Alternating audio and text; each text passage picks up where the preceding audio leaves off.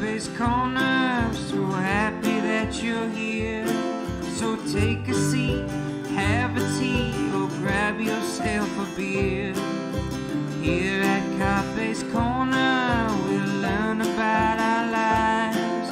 And in between, you might decide to exercise your rights. It's Carpe's Corner. Carpe's Corner. Welcome to Carpe's Corner. Don't forget reviews. Comment, like, and subscribe is all you gotta do. Here at Carpe's Corner, please appreciate our guests. And just remember, everyone's got something on their chest. In Carpe's Corner. Carpe's Corner. In Carpe's Corner, there'll be no borders. It's Carpe's Corner. We're so glad that you are here. Carpe's Corner. We're so glad that you are here. Carpe's Corner. We're so glad. Hello, welcome to Carpe's Corner. Hopefully my microphone is working absolutely perfectly.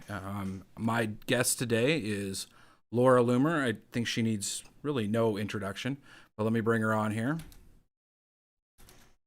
There you are. How are you doing? I'm doing well.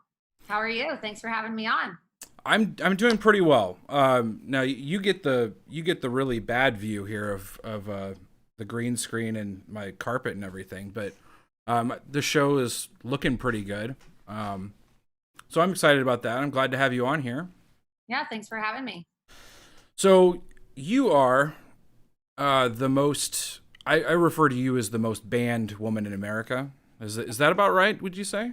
Yeah, probably the world too. You know, some people call me the most banned woman in the world, the most banned woman in America, but yeah, I am definitely the most censored banned woman in America. Right. And so let's remind everybody what platforms are you banned from at this point? So I'm banned from Twitter, Facebook, Instagram, PayPal, GoFundMe, Venmo, Periscope, Teespring, Medium, Uber, Lyft, Uber Eats. It's sometimes really hard to even remember all of the sites I'm banned from. Right. Chase even temporarily suspended my online access to my bank account until it was exposed that they were, shutting down conservatives.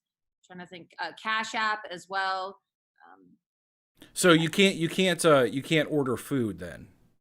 Yeah, I'm banned from ordering food Right. on Uber Eats. And Right. so yesterday was actually my 27th birthday, and it was Happy really- birthday, by the way. Thank you. Belated. So it was my birthday, and I got a knock at my door at like 7 a.m. And one of my friends thought it would be funny to send me Uber Eats delivery on my birthday. I can't order it myself. They ordered it for you. They used their login for it. I guess, I don't know. They surprised me.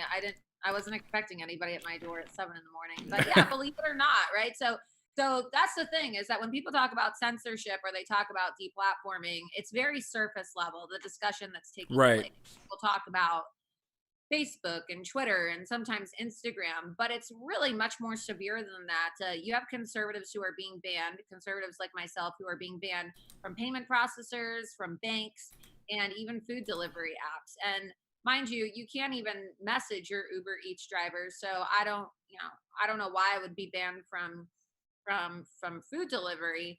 But since Uber banned me, they decided they'd ban me on Uber Eats. Well, I'm guessing that Uber just believes that you will probably accost people as they deliver your food. That's seems like something that you or possibly chain yourself to the delivery driver. I'm not sure what they're thinking there.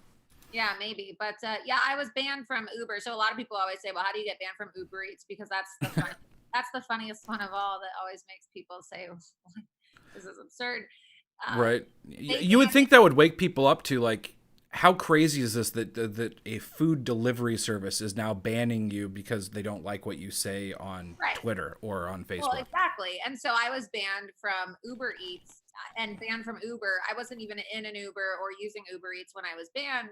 I was banned because of something I had posted on Twitter after an ISIS terrorist attack in New York City, in which an ISIS terrorist who was an Uber driver plowed a truck into a bike lane and killed 8 people in New York City, and then got out of his car. That didn't happen though. That was a traffic accident. That wasn't. Oh yeah, yeah. No, that's Yeah. workplace violence. Yeah. Yeah. So that was something that actually happened, and it wasn't widely reported that the driver, who was a terrorist, of course, was also an Uber driver.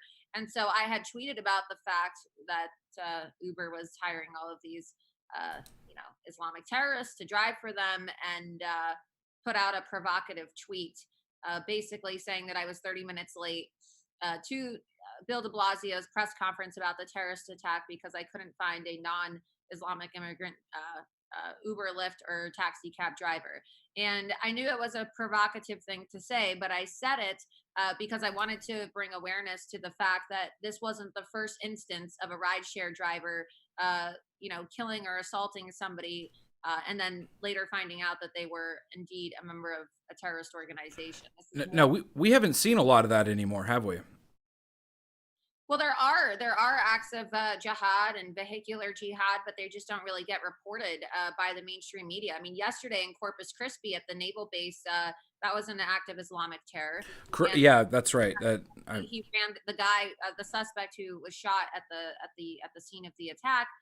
They're saying rammed his car into the gate, and I broke a story last night that showed that he had been attending,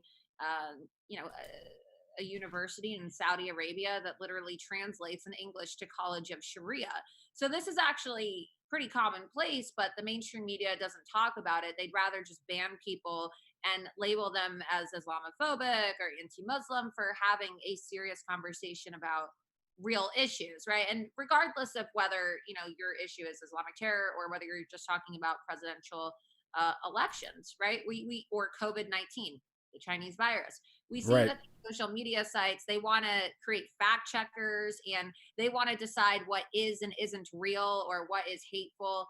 And for them, facts are now hateful, and facts are now bannable offenses. So if you post, and you've been a victim of this too, as somebody who posts memes, they're now banning memes. Yeah, you know that Nancy Pelosi specifically, she had 2 memes removed from Facebook.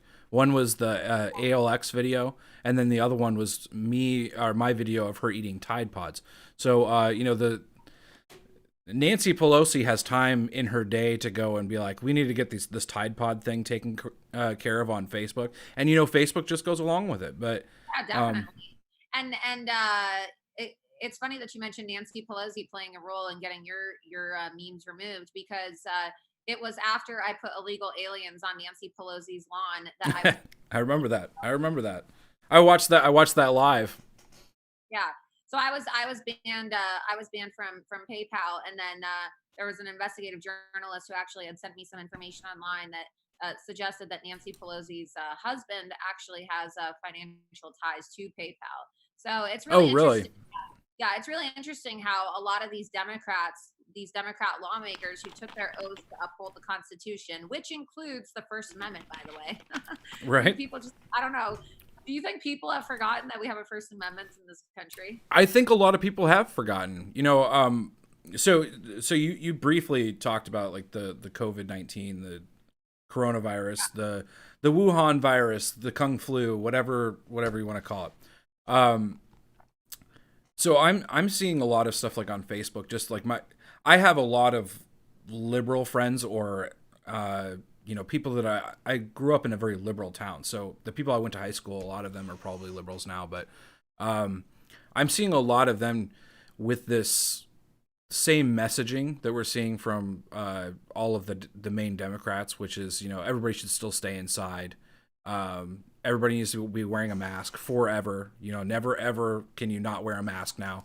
And I brought up to them, you can't force other people to to wear masks. That's violating their rights. And like, no, this is about safety. And I'm like, well, you can't give up liberty for safety. And so these Democrats and they're sort of slaves on social media. They really don't apparently realize that they're giving up their freedom when they're trying to impinge on everybody else. Well, yeah, exactly. And they don't really care about safety, right? That's the same exact thing the Nazis used to say. Right. During the time of the Second World War is, it's for your safety, right? Yeah. Everything for your safety, right? Just come with me. Just get in this battle car. Just come to this death camp. It's for your safety, right? I mean, it's got really nice beds. You'll love it there.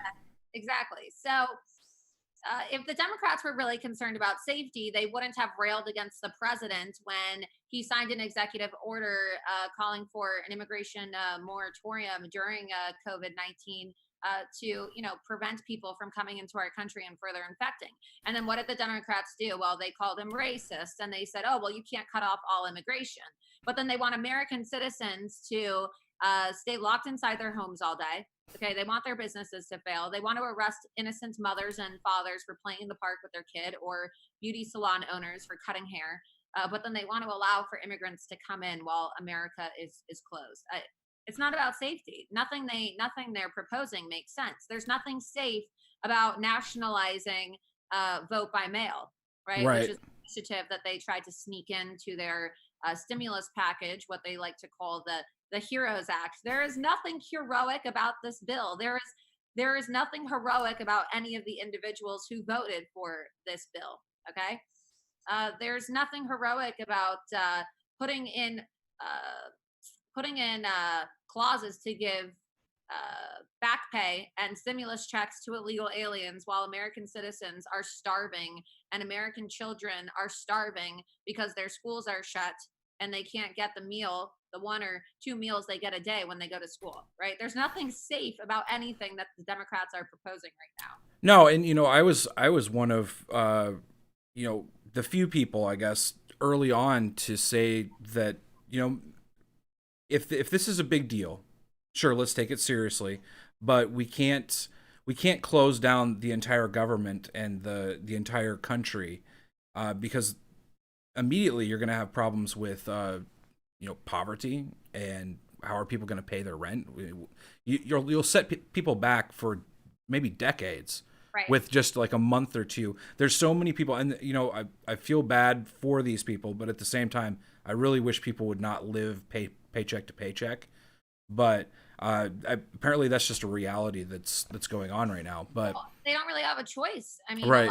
A lot of people don't want to. I don't think anybody wants to live paycheck to paycheck, but a lot of people are just struggling to get by as it is. And this forced quarantine lockdown is only further harming them financially, economically. So I don't think, there probably are some people in the world who are financially or fiscally irresponsible, but for the most part, everyone's just trying to survive, I think. Yeah, majority of American families live paycheck to paycheck, and everyone's trying to survive. I don't really know many people who are able to put a substantial amount of income into a savings account. Right. Well, and see, that's the problem that we face now, is that there are so many people living like that something like this can just be devastating to a huge percentage of the population. And you know what? I think that that Trump has been trying to do was bring the economy back and bring back higher wages and things like that, so that people don't have to live like that. And it drives me nuts that all Democrats want to do is just throw money at people. And I mean, where is that going to come from? By the way, money we don't have. Yeah, where's it going to come from? Like, eventually, you've taxed everybody out of existence, and the people at the top that are actually creating jobs for everyone else. What happens when they move? That's one of my favorite things that's happened. I think it was a couple years ago. There was an interview with someone, and they simply just asked the interviewer, like, well, where's that money going to come from? We'll just tax the rich. Right. And then he says, okay, well, what happens when the rich leave the country? And they're like, but they can't do that. Like, yes, they can. They can just leave the country. If we tax the rich so much, they can just leave. They can go pay taxes in a country that doesn't tax them as much. Lots of countries would be happy to have them living there and paying lower tax rates in their countries. Yeah. Well, the thing is they keep on saying that it's for people's safety, but let's just, call it out for what it is. It's election interference. Okay. Yeah. And no surprise that it's these Democrat elected officials, these Democrat governors, Democrat mayors like Bill de Blasio and people like Andrew Cuomo and Gretchen Whitmer and Gavin Newsom who want to extend lockdowns for months on end. Okay. And it's because we are in an election year. And that is why the Democrats snuck in a bunch of election measures where they want to have a virtual Congress where you can appoint proxy voters. So technically speaking, Nancy Pelosi could cast a vote for every single member of the Democrat Party in Congress. I mean, this is stuff that they really honestly put inside their HEROES Act. They want to, like I said, nationalize vote by mail. Okay, there's already reports of ballots piling up outside of apartment complexes in Nevada. I don't think that's really going to go so well, right? No. This is election interference. And if you have people forced to stay inside their homes or you induce post-traumatic stress disorder or anxiety into millions of people, millions of Americans, majority of the population, okay, people aren't going to go outside and necessarily notice all of these voter fraud schemes that the Democrats are cooking up to steal this election. Okay. And that's why they want people to social distance. That's why they want people to stay inside because, well, how do you communicate if you're socially distancing? How do you communicate, Carpe, during quarantine? Well, so social media, yeah. And I wanted to bring this up to you. Thank you guys again for what you guys did in Florida because you guys played a huge role in the Stop the Steal. And I think you'd probably have a different governor if you guys hadn't gotten in there. Yeah, we would have had the guy who, enjoys getting his butt plugged with cheese in Miami for. Well, now my channel's been demonetized. Thank you for saying butt plug right on the air there. Yeah, I mean, we would have had the guy who, sneaks around on his married wife with men who describe themselves as porn star performers, right? So, right. God, we dodged a bullet, but thank God we have Ron DeSantis, and that's the thing, right? Ron DeSantis, he recently was labeled as the most popular governor in the nation. Okay, and just this week in Florida, we've had phase 1 of reopening. So you're right, it was so close. And I, along with several other activists here on the ground, helped really prevent. I guess what they call it, stop the steal. We stopped the steal of the 2018 election. Right. I mean, they were crazy. They were finding ballots everywhere. Well, if you recall the story I broke when, I got a tip and I found the ballots in the back of the rental car at the Fort Lauderdale airport. Right. I broke that story. And then, the next day, Brenda Snipes was trying to act like it wasn't a big deal, right? That this ballot box that was tied to somebody who was working under her, and it literally had a tracer ID that traced back to the Broward County Supervisor of Elections office, Right. It's just such a coincidence, right? Yeah, it's just such a coincidence. And mind you, speaking of Broward County and quarantine, okay, there was a memo that was released recently that's been circulating around the internet. It went pretty viral. And you have these Democrat politicians in Broward County talking about forcing people away. They want to devise a plan to force people into quarantine, even if they haven't tested positive for coronavirus. How can that be legal? I mean, I asked that question about a lot of this stuff is how is any of this stuff legal?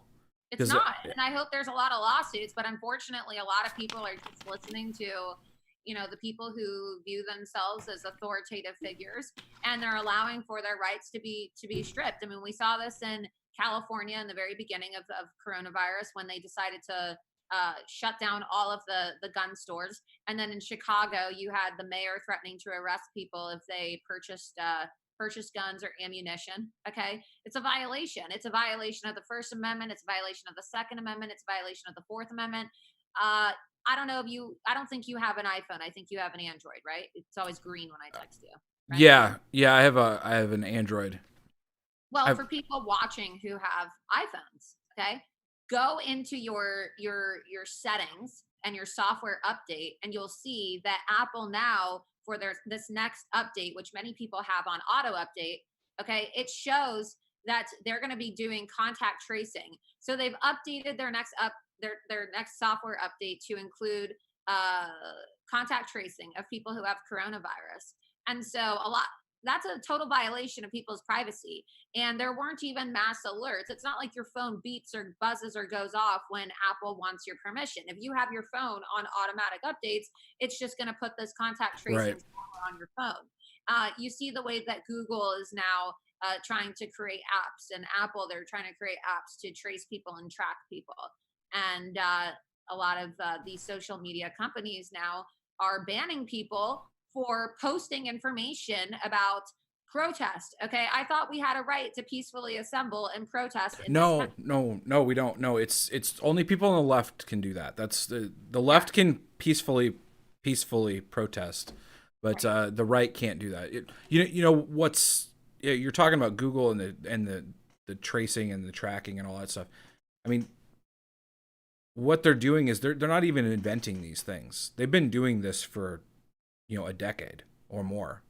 Like Google tracks you everywhere you go. You can opt out of it, but they're still tracking you. Yeah, I mean, even if you opt out, I mean, I'm sure that oh yeah, they're gonna let us know it's the automatic update, right? But Right. I'm sure that even if you click turn off, I'm sure that you're right. They're probably still tracking you. But that's the thing, right? Is that these big tech companies are getting away with a lot. They're violating the people's constitutional rights. They're now meddling in elections. I'm a congressional candidate. Okay, I'm running for Congress in Florida's 21st congressional district, which I didn't know. Is that happening? Are you doing that? Yeah. You may have seen it, or maybe you haven't, since there's a total media blackout on my campaign. Well, I'm gonna have to stop you there because I don't think you're actually running for Congress because you don't have a blue check mark on Twitter. Yeah, I may not even exist. I may not even be a human being because I don't have a blue check mark. So this is clearly fake news. You're not running for anything. Must be fake news because according to the verified left, you're not a real person worthy of being taken seriously if you don't have a blue check. But I don't even count, let alone a blue check. Right. Yeah, you don't have anything. Tell us about your campaign. Tell us how it's going and who are your biggest competitors, if there are any. Yeah, so I'm running for Congress in Florida's 21st congressional district. It's the Mar-a-Lago district, and so President Trump and Mrs. Trump are the new residents of District 21, which means that when I win my race, I'll be representing President Trump and Mrs. Trump as my constituents in Congress. And the race is going really well. When I filed to run for Congress, a lot of people laughed and they said, oh, there's no way Laura's going to win. She doesn't have a chance. She's just running to get her Twitter account back, which is not true.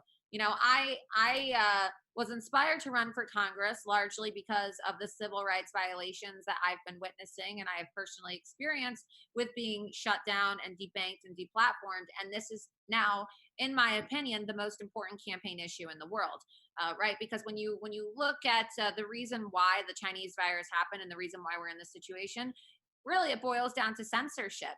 Okay, because you had whistleblower doctors in China who were trying to warn the world about how lethal this virus was.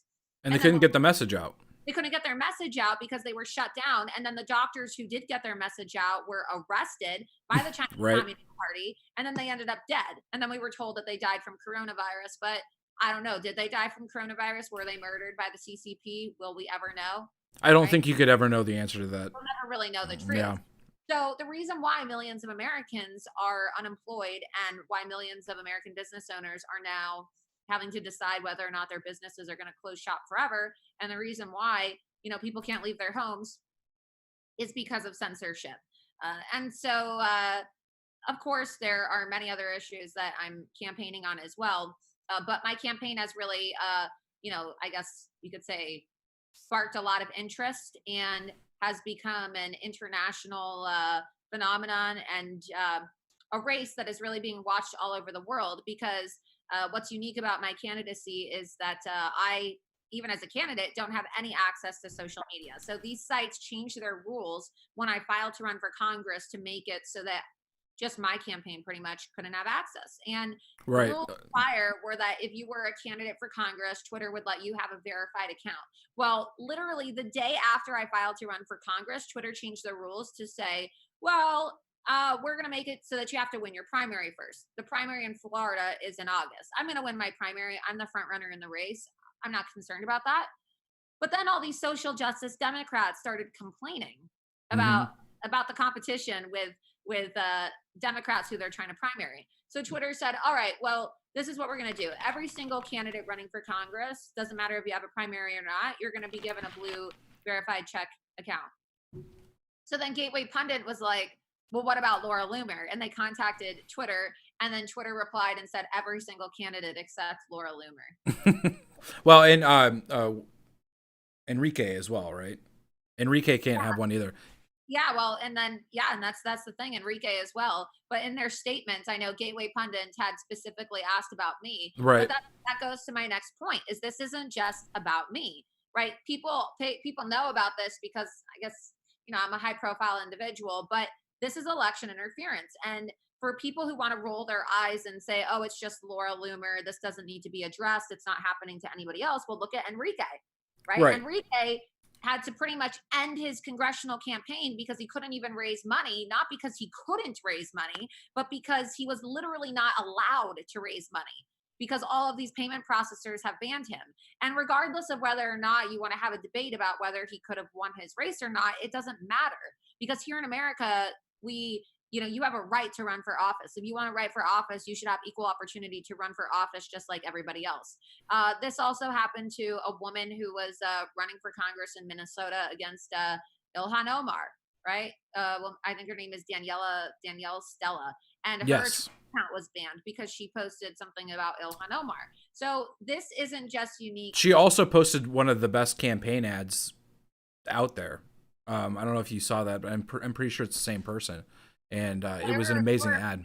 There were a few people who were running against her, but there are a lot of candidates are experiencing censorship. Mind you, I think I'm, besides Enrique, who's now no longer in the race, I think I'm the only candidate, or we were the only two candidates who were actually completely deplatformed across the board from all social media. But this is truly election interference. And despite these bans, I am now the front runner. I have not only outraised all of my, what was it? It was about 8 GOP primary opponents combined.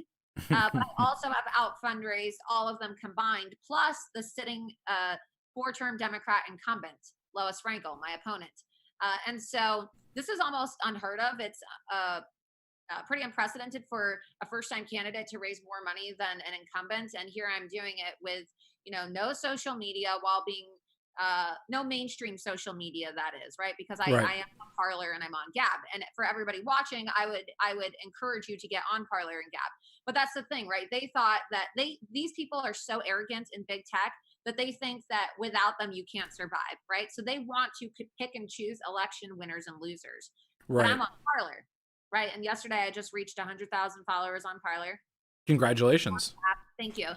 And I am using Parler and Gab to raise money. So for people who want to say that, some people don't think that Parler is, has a chance, right? I've heard a lot of comments about Parler and Gab. I would really encourage a lot of people who are experiencing censorship and people who want to actually be respected by the sites that they're on and have their free speech upheld to get off Twitter, to get off Facebook, get off Instagram, and get on Parler and Gab. Because clearly it works if I'm out fundraising all of my opponents. And, I get a lot of traction there. But now they're doing it to the president himself, right? Yeah. Over the weekend, he retweeted a clip from America First Clips, and it included a video of Michelle Malkin speaking about tech censorship. And Twitter actually deleted the tweet that President Trump posted about. So yeah, they just took out the whole tweet, didn't they? They just removed it. They removed the video. His tweet was still up, but the video within was banned. So, this is election interference. And just imagine how much more money I could be raising if I wasn't banned on PayPal and I wasn't banned on Facebook and Twitter and Instagram, right? Well, and imagine how many more people you could reach with the message. Well, yeah, and I can't even communicate my message as much as I could have with those sites. And so It's really unconstitutional, but above anything else, it's a form of election interference, which is why my campaign actually retained Charlie Spees, who's my FEC attorney, and we filed an FEC complaint against Twitter for giving illegal in-kind contributions to my opponents. With the verification, is that the in-kind? With the account, because the maximum donation for a campaign is $2,800. If you have a primary, then it's $56 because you can give $2,800 in the primary, $2,800 in the general. Okay.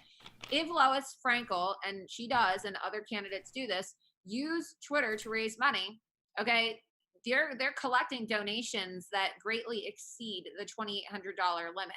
Okay. Right. And so in politics, right, we have equal time laws.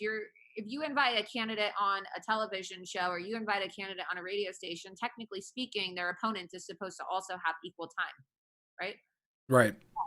And Twitter is violating that. So Twitter is allowing for a Democrat candidate and my other opponents too. I don't really, consider them to be opponents, given that I'm pretty much running a general election campaign and I'm going to win my primary hands down. Which is in August, correct?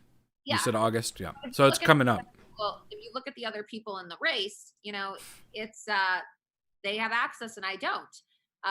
And you would think that you made a joke about it, right? You said, "Oh, well, you're not like a real person if you don't have a blue check," or right?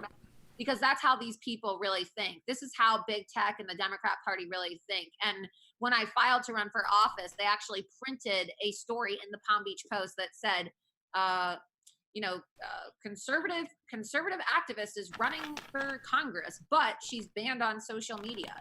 So as if it's a qualifier, right? These social media companies think that you are a lesser person or you should be deprived of your right to run for office if you're banned. But clearly, even while being banned and having access to Parler and Gab, right, I'm doing better than all of my opponents who have access to blue check marks. Well, the media likes to, as you said, pretend like social media is the only thing that matters, like that. And I think they've used that to great effect just to stop people. I know people like on Facebook and things like that if you say the word Alex Jones or Laura Loomer, they will immediately go to, oh, that crazy person, or that person's a danger to society or whatever. And the media will use this. She got banned from Facebook. She must be an awful person. Like only bad people get banned from Facebook. Right. Yeah, and then they take it a step further. And so when I was permanently banned from Facebook and Instagram in May of 2019, right? So almost a year ago, they labeled me a dangerous individual.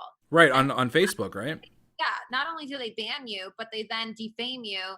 And I've since filed a lawsuit against them for defamation, but they defame you and they wrongfully and unjustly label and accuse you of being a dangerous individual. And then according to them, a dangerous individual is a terrorist. If you look at the language that they use, they say a dangerous individual is somebody who participates in terrorist activity, a terrorist organization, human trafficking, they're a serial killer.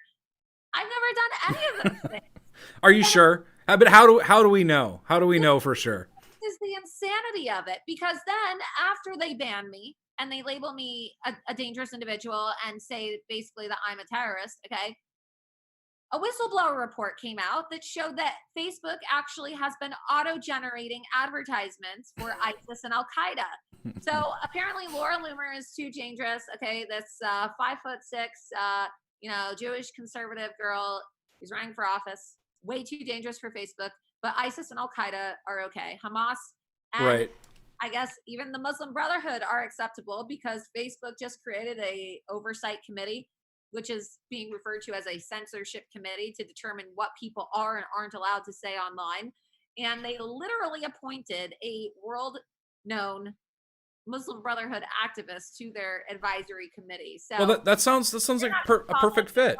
Service. If you really are considered a dangerous individual, if you are participating in terrorist activity, well then, I guess their advisory committee should be banned. So I want to clarify something. So when they labeled you a dangerous person, they were also saying that that people could say things like, "I want to kill Laura Loomer," Yeah. and it was not a bannable offense because you were Right. dangerous. Is that Well, right? So what they did is they labeled me a dangerous individual in May, and then when I filed my defamation lawsuit in July, I believe it was, the day that I filed my lawsuit against Facebook for defamation when they labeled me dangerous, they updated their terms of service to say that users on Facebook are not allowed to post death threats unless those death threats are directed towards people who Facebook has deemed dangerous individuals. That's right. That's what I was getting at. In other words, you're allowed to post death threats against Laura Loomer, Alex Jones, Gavin McInnes, Milo Yiannopoulos because Right. Facebook thinks they're dangerous. And then they also said it was okay for people to incite high severity violence. So the Right. language was, don't post death threats or incite high severity violence unless it's directed towards people who are classified by Facebook as dangerous individuals. Oh, and we all just happen to be Trump supporters, by the way. Oh yeah. Well, All happen to be Trump supporters.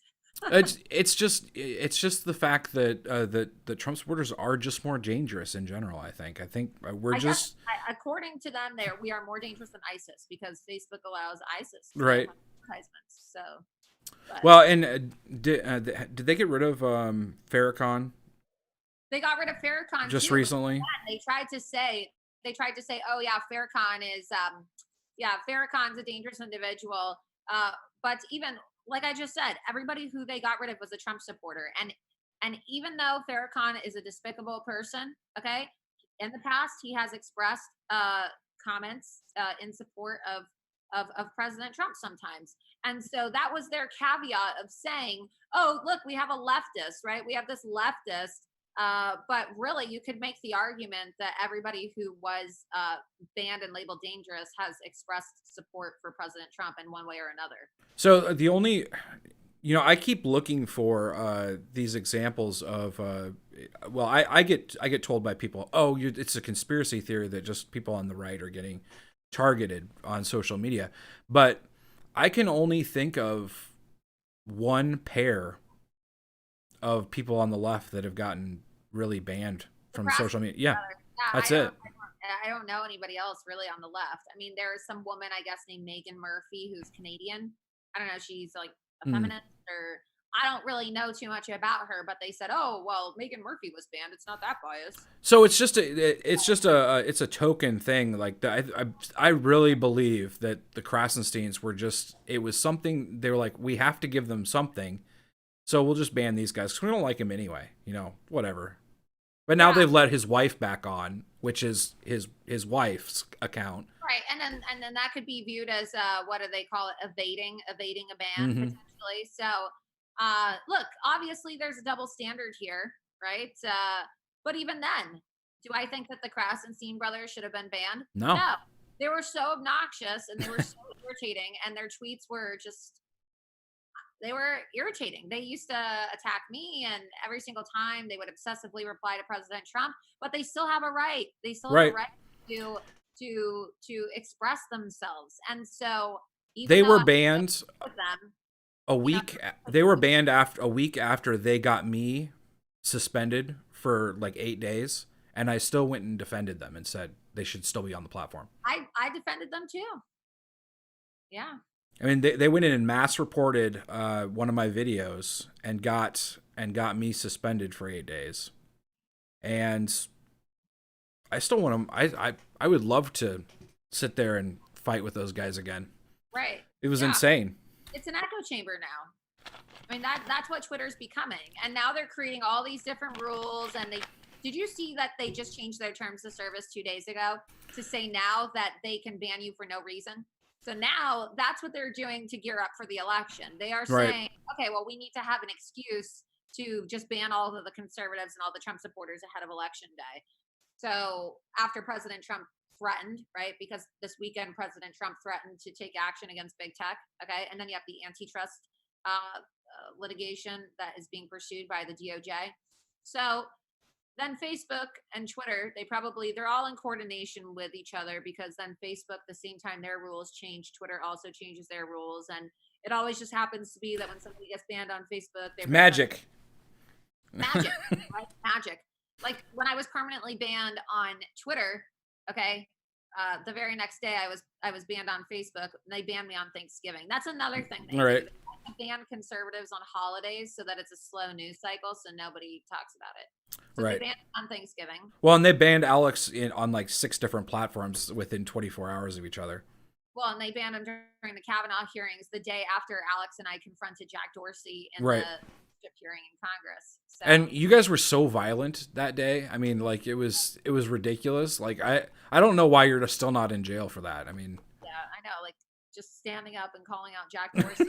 You know what I think is really interesting though is how, oh, that's so bad, right? We can't protest. Or they said, right, a lot of people said, oh, there's a time and a place and it wasn't right to do it during a congressional hearing.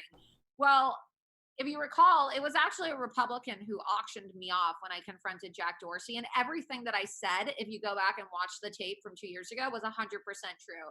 I made a personal plea to President Trump to do something before it was too late because the Jack Dorsey was trying to influence the election, to sway the election so that the Democrats could steal the election through tech censorship. That's what I said. And it's true. and well, didn't they like True. didn't they set up the cameras so that the Stepford wives or whatever the people, the Democrats, could walk in to the same type of hearing and there was no problem with that? Right. And so then what happened is, mind you, I don't know who scheduled the social media hearing at the same time as the Kavanaugh hearing, but I felt like that was also done intentionally to distract people because nobody was really even paying attention to the social media hearings. Everybody was focused on the Kavanaugh hearings and they were trying to accuse an innocent man of rape. Okay. And so then, ironically, it was a Republican who auctioned me off while I was expressing myself and confronting Dorsey for committing perjury, which is punishable by time in prison. Right. And then Chuck Grassley, during the Kavanaugh hearings, when the Democrat women came in with period blood all over their legs and were screaming and having hissy fits and tantrums in Congress, he goes, well, in America, we have a First Amendment right and people are allowed to protest. And that's what makes this country so great. So the Democrats, you see two sets of rules for Republicans and Right. Democrats. Democrats get a right to call people out and protest. And then Republicans, of course, when we do things with more decorum and with no violence at all, we get shut down. Well, and Owen still has I believe he has legal stuff going on right now just for being like in the lobby of someplace. Yeah. And there's two sets of rules. I don't understand why Republicans get threatened with arrest and dragged out of Capitol Hill by the police, but then the Democrats are allowed to walk in and have rallies and be disruptive and, harass lawmakers. And Well, and they also get to riot and break things and smash things and Right. punch people in the face and throw bricks and throw rocks and right. that's just but we can't have a gun rally, a pro-gun rally in Virginia without the news being like, oh my God, this is we have to send in the National Guard to make sure nothing happens. And they're like, well, it's over now and nothing happened. So. Yeah, look at all these white supremacists. The only white supremacist I saw was the governor of Virginia himself. Right. Ralph Northam. Yeah. Well, now wait a minute. You don't know if he was the guy in blackface or if he was in the KKK robe. You know what? It's really great that you brought that up because I always tell people I think that he was the guy in the hood. I don't think that it really looks like the guy with blackface. And I always said to myself, I bet you that they had a PR crisis, PR management meeting, and they said, all right, well, the blackface one is less bad. Hood. So is the hood worse than the blackface, or is the blackface worse than the hood? I'm convinced that he's the guy in the hood. I thought, this is just a random thought, but it was so funny that he came out and he said, yeah, I did this thing, and then like the next day he's just like, but I'm not sure I did it. I'm like, that you don't remember if you were wearing blackface or KKK hood? I would think that would stick out. I don't know, but I asked a question today. You have Joe Biden coming out saying that if you vote for Trump and you're black and you don't vote for Joe Biden, then you ain't black. Yeah, I heard that today. I guess the ideal black voter for the Democrat Party is Ralph Northam. Right? Apparently. In blackface and a KKK hood, he's more. So we've got somebody that found their way into the comments here, and I'm just gonna address it. They're saying, quote unquote, there were good people on both sides. Have we debunked that yet? Yeah, there was a video that showed, and look, this is what you're talking about, the Charlottesville comments. Yeah. People on the sides. We've Yeah, debunked that so much. that's been debunked so much that it's just a meme now at this point in time. I don't know how anybody can keep saying that it's such a lie. It's just such a blatant lie. It's one of the biggest ones in the last couple of years. There's Russiagate, and then there's the fine people thing. And you want to know Charlottesville? The reason why that lie was so destructive is because I would argue that Charlottesville was the single event that set off the deplatforming movement, because they needed an excuse, right? And that's why they made such a big deal about that distorted audio and the distorted statement by saying, oh, there's good people on both sides, because they needed to get big tech on board with banning Trump supporters, and that's how they were going to do it. Right? Yeah, they need those big moments so that they can justify it and the outrage. So that's the first time I was targeted. I didn't even attend Charlottesville, but I got caught up in the removal of verification that came in the weeks after Charlottesville, when Twitter decided they were going to remove. Remember, they said they were going to remove verification from the organizers of Charlottesville and the white supremacists and neo-Nazis. And I wasn't even there, and they took away my verification. Well, you were there in spirit, obviously. Yeah, I mean, it's just, it's pretty awful what they're doing and what they get away with. But what has happened to me can and will happen to other people, and it's even happening to the president himself. And so I would just encourage everybody watching, get on Parler, get on Gab, because now, if you haven't seen these new Twitter terms of service, they literally say that they don't even need a reason to ban you anymore. So they're just going to ban people and shut them down for no reason. And so, technically speaking, what would really stop Twitter from banning all of Trump supporters and maybe even President Trump himself just weeks out before the general election in November? Well, there's nothing, and you know that's their tactic, is that they not only will they just remove you so that you can't talk to other people, but they remove your voice so that they can lie about you and say anything they want, and you have no recourse to defend yourself. Right. And then they have no problem committing defamation against others online. Right. But then, oh, God forbid, President Trump talk about the mysterious death of Joe Scarborough's intern, and Mika, Mika comes in, like threatening to call the manager of Twitter. No, she did call. She didn't threaten. She actually called the manager. Just think about this. We are just witnessing a total destruction and a shredding by the Democrat Party of our Constitution. In what world did you ever think that you would see mainstream media anchors openly calling for communist, like Chinese communist style censorship and dialing? Why does she even have Jack Dorsey's cell phone number? Right? There's clearly a coordinated effort here to silence people. She's going to call the CEO or the head of Twitter and then ask for the president of the United States to be banned, and we're just supposed to act like that's normal behavior? See, the problem here is that your mind's not quite right. That's what journalism is. Journalism is calling the manager and asking for everyone to get banned that you don't like. Right. Well, I'm a journalist, and I journalism school, and I have a degree in journalism. And you must have missed that class, I guess. I missed that class. Yeah.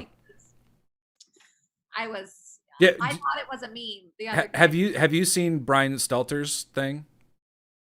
He try not to look at anything Brian Stelter related. Well, that's a good thing to do. But so Twitter has this new like test where you can limit who can reply. Oh yeah, so it's censorship of people so that you can block out, so that you can make yourself seem like you're more favorable than you actually are. Yeah, so he posted, and then only people that he followed could see or could reply. But he follows me, so I went and copied all of the posts that people were putting on it, and then put them in the replies. And so there's only one other reply other than my 25 of those. So I thought that was pretty funny, but. Well, that's another form of censorship. And the reason they do that is because they know that President Trump the 2016 race, they talk about mimetic warfare. They talk about social media and how President Trump was able to bypass the mainstream media and the establishment by getting online.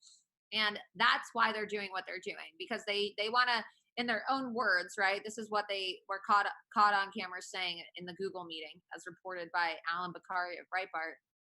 They said, "We got to prevent another Trump situation from happening." Those were their words. Another Trump situation.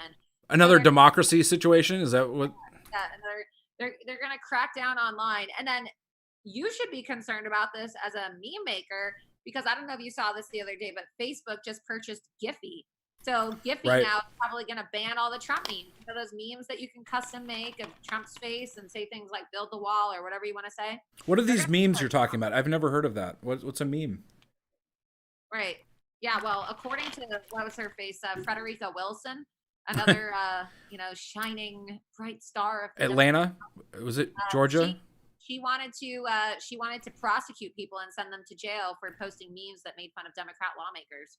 Right. So this isn't a joke, you guys. You have members of Congress who are now trying to draft legislation to throw people like you in jail if you make a meme making fun of a Democrat. So.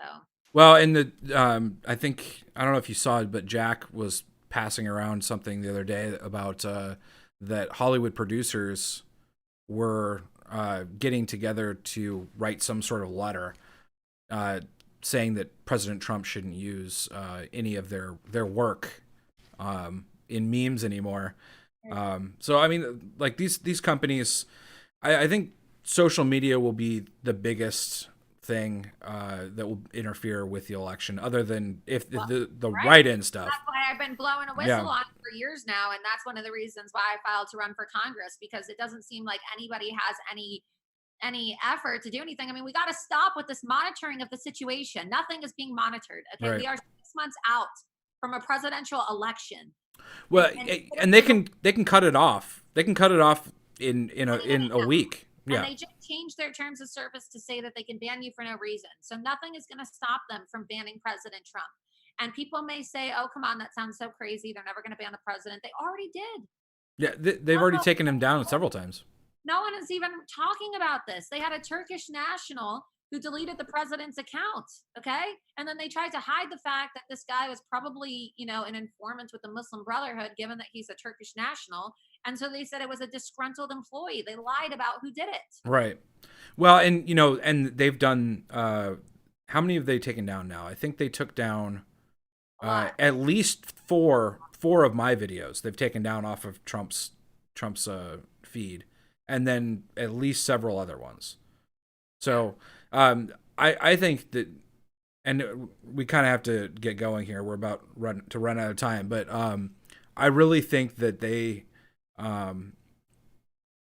can't win the argument, and so they just have to censor, and they're just going to get rid of all of us eventually. But you can't contain America. No. You can't contain America, and you can't contain the truth. And my candidacy is going to prove that, because come election day, 165 days from now, and that's how far we are out from election day, guys. 165 days to go. Come election day, when I win my race, and they announce, the media has to announce that Laura Loomer unseats Lois Franco, flipping Florida 21 from blue to red. And when I become the youngest member of Congress and the youngest woman ever elected to Congress, they're going to see censorship doesn't work.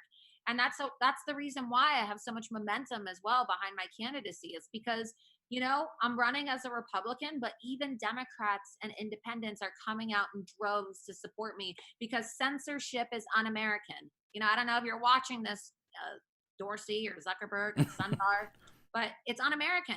And God, I hope he has something better to do than watch me, but it really irks people. And yeah. So I don't think that all members of the Democrat Party are unhinged, okay? I think that there obviously is a large faction of radical leftists, and the loudest voices in Congress are those of the radical left. But there are a lot of common sense Democrats out there who are seeing the censorship, and they have the integrity to say, this isn't right. This is un-American. And it shouldn't be a partisan issue. Free speech isn't a partisan issue. Yeah, the Constitution shouldn't be something we debate about. Exactly. We shouldn't be debating the Constitution in 2020. So, Laura, let us know, just quickly, what where we can support you and where we can find you. Yeah. So if you want to support my campaign, you can go to lauraloomerforcongress.com. That's LauraLoomerForCongress.com. You won't find me on Twitter or Facebook or Instagram because I'm banned. But you can go to Parler. I know you're on Parler, and Yep. you can go to Gab as well and follow me at Laura Loomer. And yeah, it's my 27th birthday. So if you want to support my campaign, you can go to LauraLoomerForCongress.com and make a donation of $27. And it's grassroots donations that are really going to result in this campaign victory and grassroots support. You know, I've received donations from people in all 50 states, with majority of my support coming from the state of Florida. But this, even though it's a congressional race in Florida, it's really gearing up to be a national race. And it is going to be the most exciting congressional race in the nation, because we're going to flip a House seat, but not just any seat. It's the Mar-a-Lago district. And I'll be... And Laura Loomer is going to be in Congress. Yeah. And that'll be exciting all on its own. Fighting for the American people. Well, I want to thank you for coming on. I appreciate you coming on, and thanks for having me on. I appreciate it. I'm glad you have a show now. That's nice. It's sort of fun. We'll see how it goes, but thank you for coming on, and I'll talk to you later. Yeah, talk to you soon. Yep. Thanks. Bye. All right, thank you guys. Thank you guys for coming in and watching. I will have a show next week. I'm trying to get Dinesh D'Souza as the guest. I'm sort of in talks with them right now, so hopefully that will be the guest for next week. But if that's not the case, then we'll get somebody else. So thank you guys for watching, and I will see you guys later.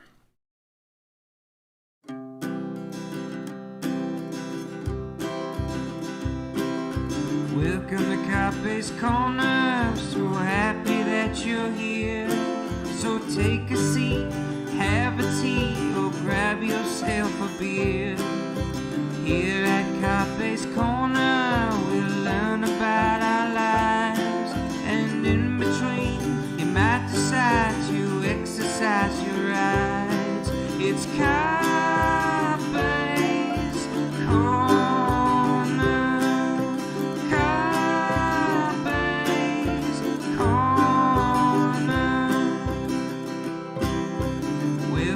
Carpe's Corner. Don't forget reviews. Comment, like, and subscribe is all you gotta do. Here at Carpe's Corner, please appreciate our guests, and just remember